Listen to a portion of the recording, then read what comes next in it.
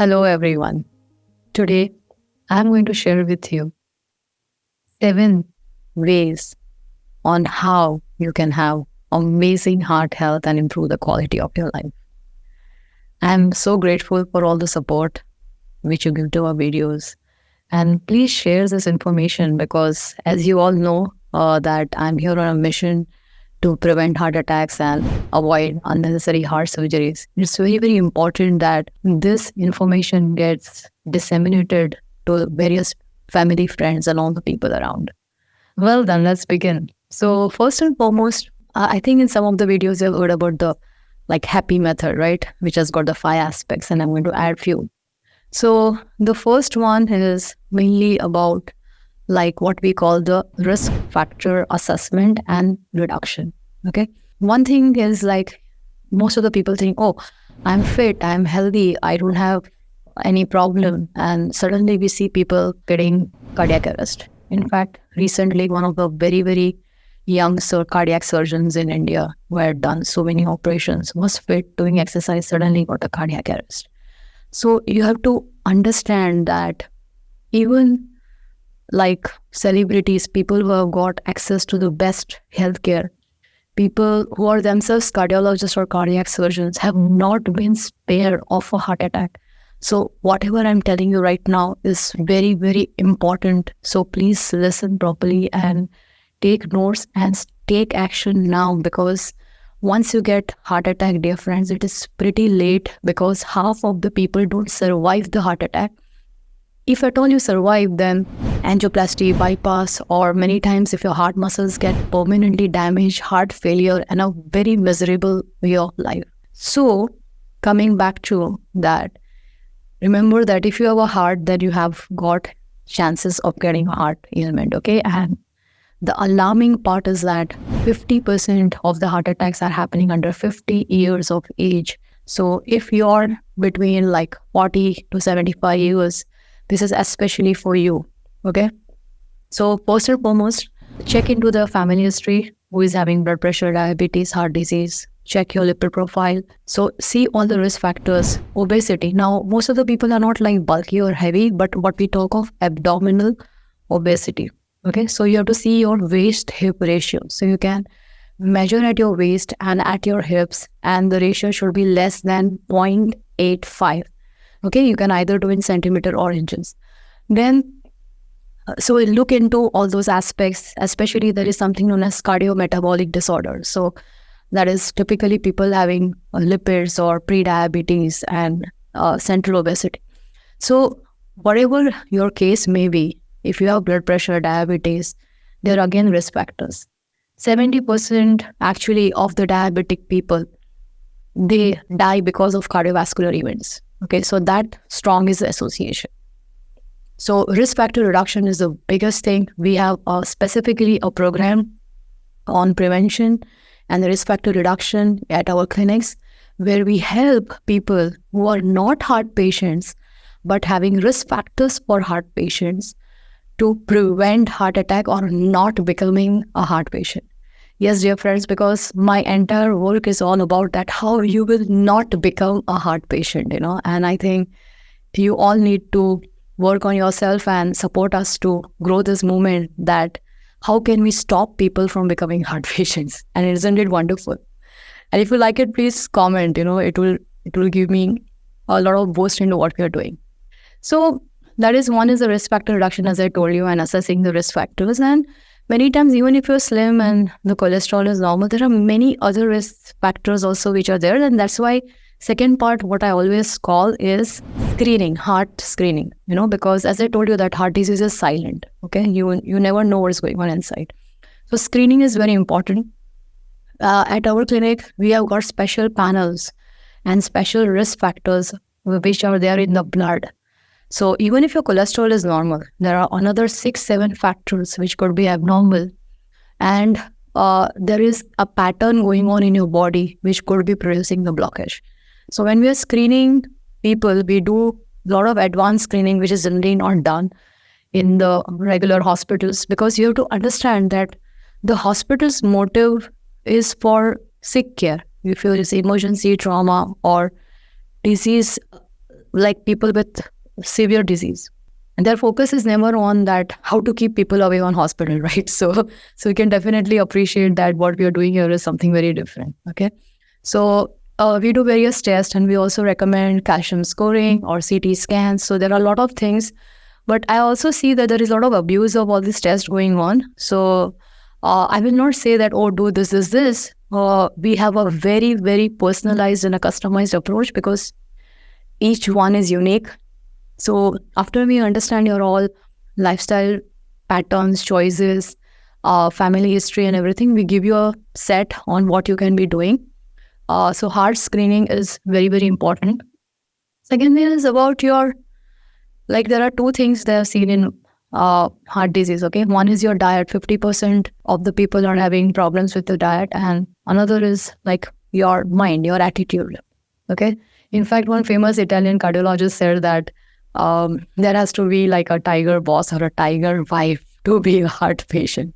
Anyways, it's not that. The point is that stress at work or stress at home, because ultimately we human beings are very sensitive to the environment around us and the relationships, right?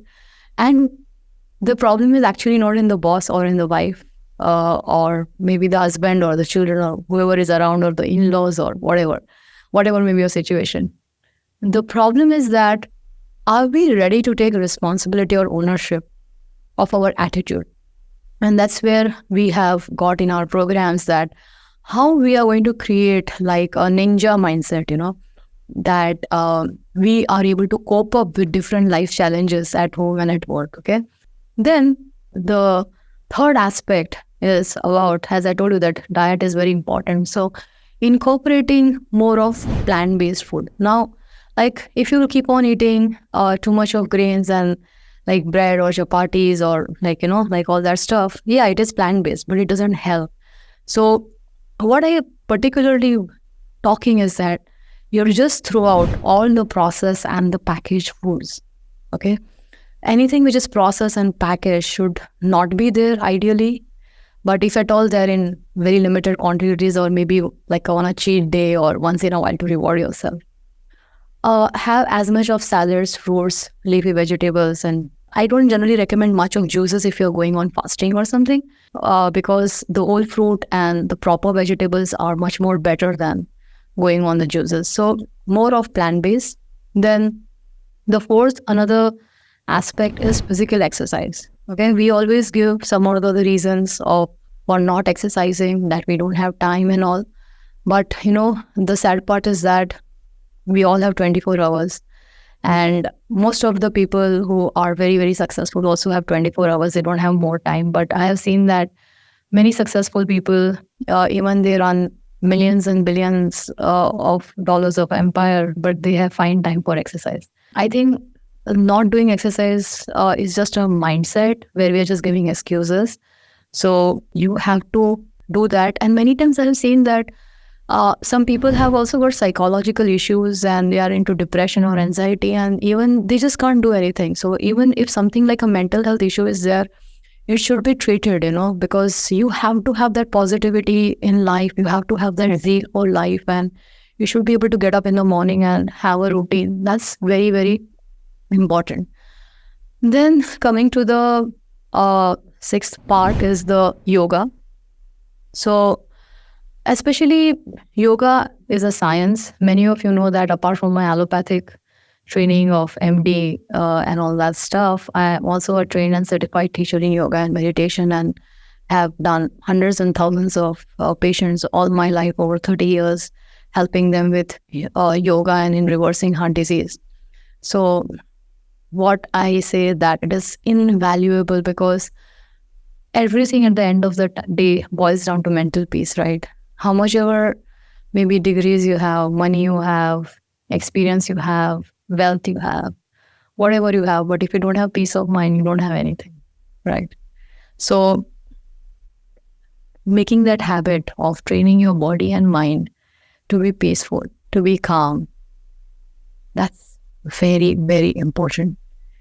In fact, there have been numerous research done all over the world in different universities that how yoga is actually reducing the heart rate, the blood pressure, the cholesterol, has effects on diabetes. Ample evidence is now becoming increasingly clear that yoga definitely has got positive benefits on health. And even like, though it is native to India, but even universities like Harvard, which are world famous, are incorporating yoga, and different universities in US also have started yoga meditation classes and all.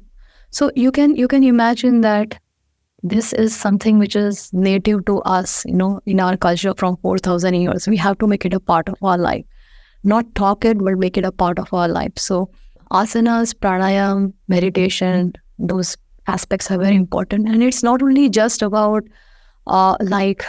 doing those exercises, but what I truly believe is making it a part of your every moment.